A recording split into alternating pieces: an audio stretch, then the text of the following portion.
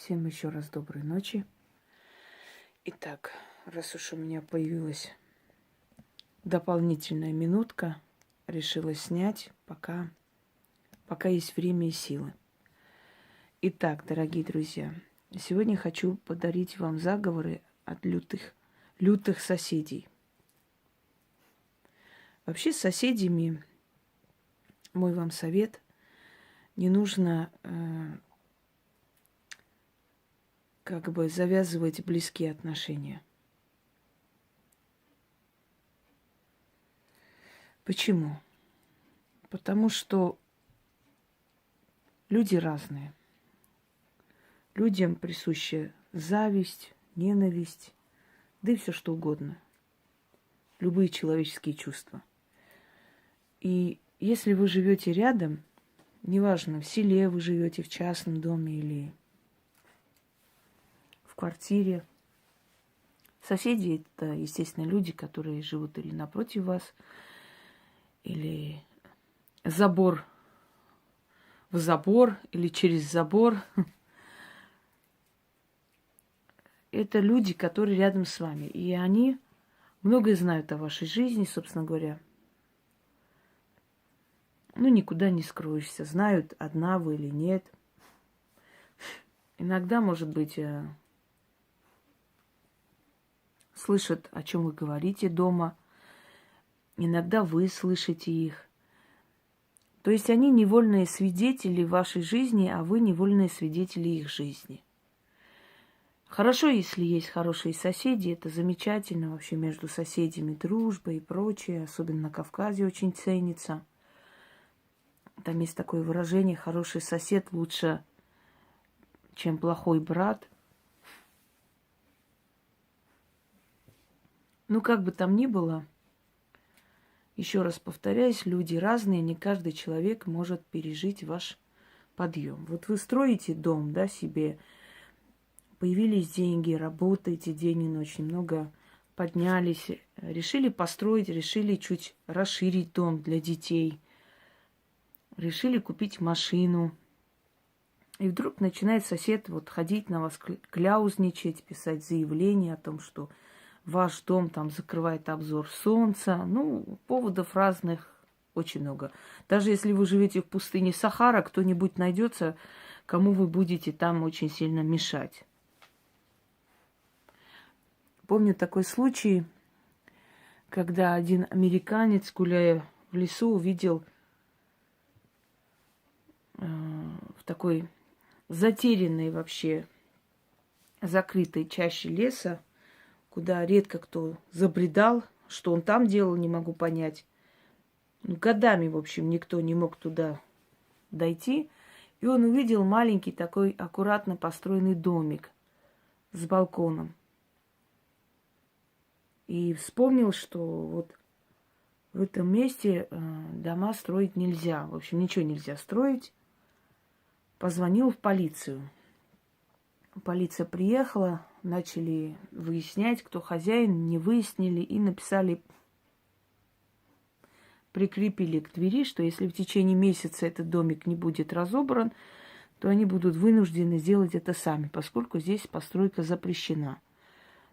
Вернувшись недели через 2, этот человек, чтобы проверить, увидел, что нету домика и следа нет. То есть, понимаете, как человек захотел в лесу уединиться от цивилизации. Может, он туда приезжал, писал стихи, может, он писал какие-то оперы, может, он отдыхал душой, неважно. Но обязательно нашелся какой-то кляузник, который вызвал полицию, написал заявление. В общем, человеку не дали уединиться, на природе. Кому он мешал там в этом лесу, где только волки и медведи ходят? Никому. Но видите, кому-то он все-таки помешал. И этот кто-то обязательно ему нагадил. Так что с соседями дружба очень хорошо, но многие потом говорят, что очень зря подпустили соседей слишком близко. Хочется иногда пригласить соседей на чашечку кофе, поболтать, поговорить, но всегда что-то останавливает. Думаешь, мало ли, завтра, послезавтра чем-то я не понравлюсь этим людям, а знаете, нам жить рядом. Лучше слишком не приближать. Здравствуйте, как дела? Все хорошо, как здоровье? Спасибо. То есть не конфликтовать, но в то же самое время слишком не приближать этих людей, чтобы они не слишком уж много знали о вашей жизни. Всегда держать дистанцию, чтобы потом не было невыносимо выходить из своего дома, выкидывать мусор, понимаете, все время под проклятиями, под ненавистью, грязными словами и так далее. Говорю из собственного опыта, потому что бывали случаи в моей жизни. Нет, ну мне не смели говорить ничего. Потом я сделала так, что их выселили. Я не звонила никуда, не писала доносы. Нет, мне достаточно было просто начитать кое-что. Через некоторое время они убрались. У меня нет привычки воевать грязно. Но в любом случае, мой вам совет: не сближайтесь особо с соседями. Особенно если это наглые люди, если это завистливые люди, если это еще и пьющие люди, если у вас ребенок работящий, он добивается всего, умный, хороший, который хочет помочь родителям, а их ребенок тунеядец и алкоголик и гуляка, то у них всегда будет к вам ненависть, у них всегда будет в вашу сторону неприязнь. Понимаете? Потому что им неприятно осознавать, что вы преуспели там, где они не смогли. Но бывают случаи, когда соседи просто убивают друг друга. Вон недавно видео смотрела, где, значит, сосед построил свинарник, и человек, который жил рядом, из-за этого запаха не мог нормально жить, потребовал снести. И каждый год они так вот, значит, дрались. И последний раз он ломом просто ударил по голове. Убил. И как бы вопрос окончательно решился. Один на зону, другой в могилу. Не стоит, дорогие друзья, терять свою жизнь ради таких вот, знаете, яблоко не так выросло, ветки не туда склонились, да. У меня в детстве был случай, когда мерили земли, может быть, везде есть, вот в селениях иногда спорные участки, начинают измерять. Там полметра сюда, полметра туда. У нас наши старшие никогда в жизни не конфликтовали с соседями. Ни моя бабушка, ни другая. Я просто знаю, они уступали. Я помню, когда соседи там предъявили претензии по поводу того, что орешник, в общем, растет на их территории. Мол, это наш орех. Мне отец по молодости, по горячности пошел спорить, и бабушка моя не пустила. Сказал, пусть будет им, пусть если им это счастье принесет, пускай будет им.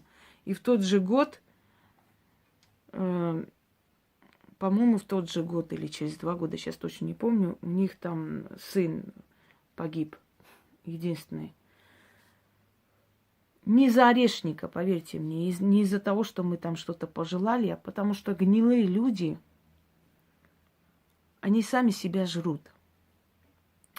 Люди завистливые, они очень несчастны по жизни. Они всегда найдут повод с кем-то поконфликтовать, на кого-то кинуться, кому-то что-то, кого-то обвинить в воровстве. Ты мою курицу украла, ты там не так посмотрела, ты что-то там порчи делаешь, ты что-то начитываешь. Есть подобные люди, для которых смысл жизни – это гадить другим. Иногда бывает, что уже просто сил нет, когда замучают проверками, когда приезжает каждый день милиция, участковый, когда завалили вас этими всеми жалобами, заявлениями, понимаете? И ты понимаешь, что просто у человека маразм и шизофрения, но при этом ничего делать не можешь. Когда человек специально включает музыку 12 ночи. Есть такие твари, которые музыку включают, всю громкость, сами идут ночевать к друзьям. Вот так мстят соседям, бабушкам, которые, например, может, замечание сделали, что вот в лифте плеваться нельзя. Вот он знает, что эта бабка больная, одинокая, да, включает музыку просто на всю громкость. закрывает двери и уезжает. Никто не имеет права взламывать двери. Ну, вызвали, милиция пришла, постучала, никого нет. Вот так доводит людей. Есть соседи, которые приведут собак, кошек, им пофигу. Тараканы везде ползают, везде моча, везде вонь, люди жить не могут, звонят. Наши власти же, знаете, какие шустрые, сразу работают же за 5 минут. Это надо 40 лет должно пройти, уже половина из них от инфаркта и инсульта поумирали, тогда только кто-то там шевельнется. И вот как быть в этом случае, когда вам жизни не дают, когда сжигают дачу, когда травят ваших кошек, собак, ну, специально вредят, причиняют вам боль, понимая, что, ну, не будет ничего, ну, минимум там административный, ну, вот штраф, ну, 5000 штраф, это самый страшный такой штраф за все это. Да, в нашей стране, когда женщину бьют, и вот когда убьют, тогда звоните, весьма смешно надеяться, что если твоих собак отравили или поубивали, там кто-нибудь за это будет нести ответственность. Если человеческая жизнь ничего не значит, то человеческие права вообще ничего не значат. То есть как наказать самим, если вы действительно справедливы в этом отношении, если правда за вами, то смело делайте эти работы, они получатся. Итак, первый момент. Вот если пишут доносы на вас, если все время клевещут, если распространяют всякую информацию, если, например, вот самая излюбленная, да, изощренная пытка — это вызывать постоянно милицию, говорить, что отсюда музыка, что люди кричат, там что-нибудь еще. То есть нагадить и почувствовать себя хорошо. Вот ты там подлянку подкинул, да, свинью подложил, и вот так хорошо тебе на душе. А ведь я уже вам говорила, что злая энергия имеет свойство возвращаться. Чем больше зла ты распространяешь вокруг себя, тем больше в этом коконе зла сам варишься. Так вот,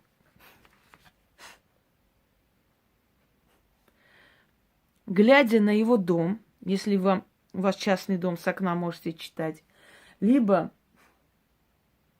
по направлению его дверей, можете, стоя дома, читать просто по направлению, встать по ту сторону, где его двери. Представить этих людей и читать 6 раз. Лютый, гнилой доносчик, супостат. Что мне желаешь, вернется тебе во 100 крат. Стань столбом. Столб не видит, столб не слышит. И ты оглохни, ослепни, и меня 100-й дорогой обходи. Сам себя ешь, да с ума своди. Авракалам, ключ, замок, язык. Истинно. Читайте это каждый день по 6 раз. И в скором времени вы увидите, что у него будет случаться. Помните, в советское время вызывали милицию, когда кто-то там, например, самогон гнал.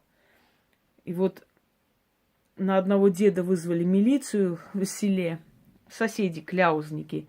Милиция приехала и перепутала адрес. То есть зашла не в дом этого деда, а к ним именно в дом. В их дом зашла и застали тот момент, когда у них на столе были доллары. Они там спекуляцией занимались.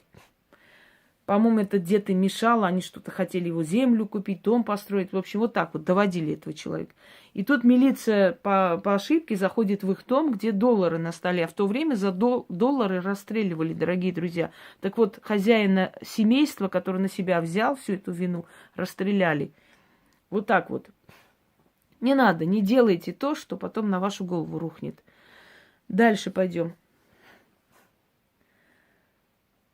Если все время ругаются, если все время делают вам гадости, ну там дохлых кур кидают через балкон или возле вашего коврика, извиняюсь, мочатся, такие вещи тоже делают люди, понимаете? Разрисовывают стены, в общем, такие вещи. 12 ночи со свечой в руках читаете 12 раз и резко дуете эту свечу. Потом эту свечу подкиньте возле дверей этих людей. Если боитесь скандала, то просто свечу оставьте на перекрестке. Но если возле двери оставите, эффект будет сильнее. Итак, Просто оставьте возле дверей, быстрее сработает, а так может сработать через 2-3 дня. То есть вот разница такая. Прошу тебя, темная сила, уйми лукавых, лживых клеветников. Зажми им губы и зубы. Закрой им очи. Путай их пути дороги. И да накажут их темные боги. Заклинаю. Дальше.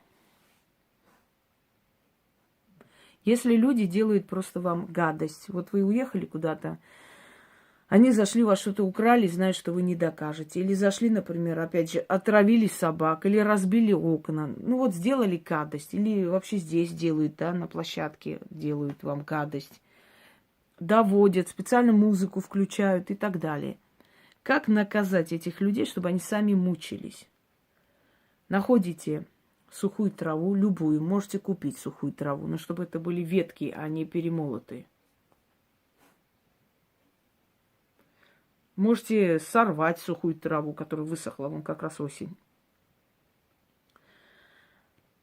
Черная нить и птичьи перья. Но птицы должны быть не домашние, естественно. Просто птицы. Хоть вороны, хоть голуби, кто угодно. Несколько птичьих перьев и сухая трава. Берете и обматываете. Это очень древняя вещь, шаманская. Просто на основе вот этого вот познания, да, я просто создала свое и вам дарю. Обматывайте. Читайте на этот пучок и подкидывайте под их дверь. Или кидайте там, или вешайте над их дверью. Это обязательно надо. Тут никаких вариантов. Делайте и уходите. Через некоторое время такое начнется, что вы сами просто будете в шоке от того, что начнется. Итак, заклинаю духами и древней силой, да творится справедливая месть. Кто будет тут жить, тот будет маяться. Кто будет тут жить, тот будет тужить. Высохните, как трава.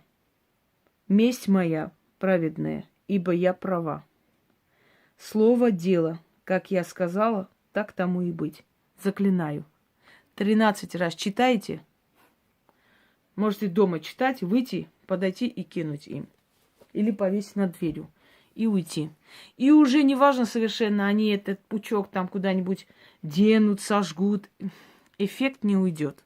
100%. Можете, если вы в селе живете, кинуть им через забор. И никогда не слушайте тупых людей, которые говорят, вот они пойдут очиститься, ответка вам придет. Никакой ответки нигде не будет. Ответка за порчей, но вы же не порчу делаете. Вы мстите справедливо за нанесенную обиду. Вот и все. Какая ответка, о чем речь? Если люди сделали гадость, не нужно терпеть, как бараны, боясь, что а вдруг, если я их поставлю на место, потом мне будет плохо. Твоей вины здесь нет. Справедливость, она на твоей стороне, потому что ты не идешь портить людям жизнь. Ты ставишь их на место. Ты показываешь, что все дозволенности не будет. Сделали — получите. Где бы они ни ходили, что бы они ни снимали, поверьте мне, ничего вам не вернется, потому что вы не на ровном месте портите людям жизнь. Вы им возвращаете то, что они вам делают. Вот и все. Всегда настаивайте свое и свою справедливость. И спуску таким мерзким, наглым тварям никогда не давайте. Всем удачи!